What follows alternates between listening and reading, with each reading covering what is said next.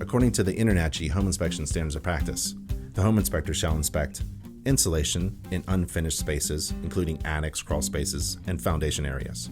Ventilation of unfinished spaces, including attics, crawl spaces, and foundation areas. Mechanical exhaust systems in the kitchen, bathrooms, and laundry area.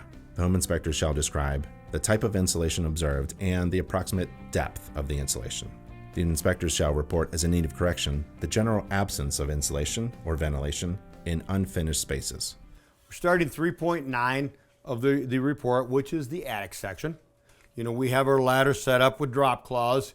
You want to be careful, clients trim, things like that. You don't want to scratch the house up. Your whole goal is to leave it just as clean and nice as it was when you came in. Now, when we lift up an attic access, a lot of times there's insulation.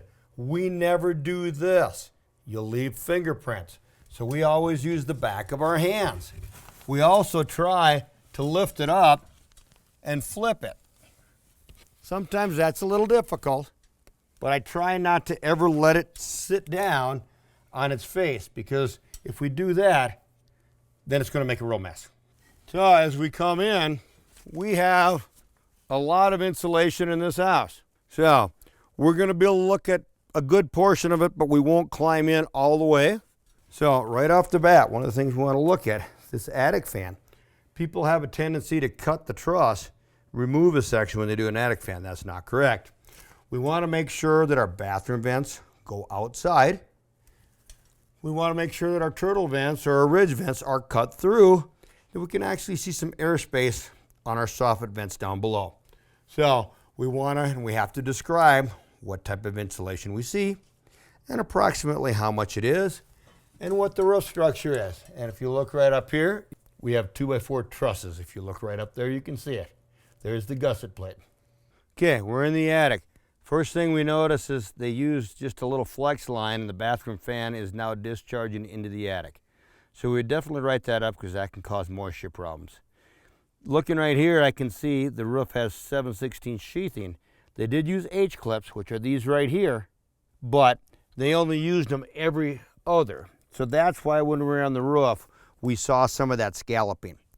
Now, as we talked, unfortunately, when they did this truss, they cut out the center section for this attic fan, which isn't what you want to do. So I'd note that because it's in between two walls, it probably will never be a problem. Here you can see they've blown a lot of insulation. So right now we've got 18 to 20 inches of insulation. Because of that, I really safely can't feel the trusses as I'm trying to walk.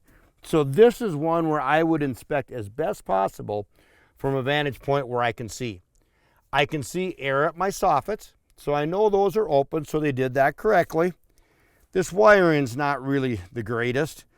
We'd like to see a box up here. So I'd write that exposed wiring at the attic fan, but the pulley and the belt look all right. The framing itself, what I can see, looks just fine. And like I said, these are trusses. Behind, again, we have a gable vent, which we wouldn't mix gables and soffits normally, but in Colorado we do. And I don't see any real water penetration by the flue right there. So even without the storm collar, it doesn't look like it's really caused a problem. So we have about 18 inches of insulation. Just a mix of blowing in. You can see fiberglass, you can see the wool, but so a few things to do up here, but all in all, not bad. Okay, we're just kind of wrapping up here. So there's a few things to do, fixing the fan, things like that. But all in all, more insulation than we expected. We have venting. The trusses look all right. Let's get down off the ladder and wrap up section 3.9.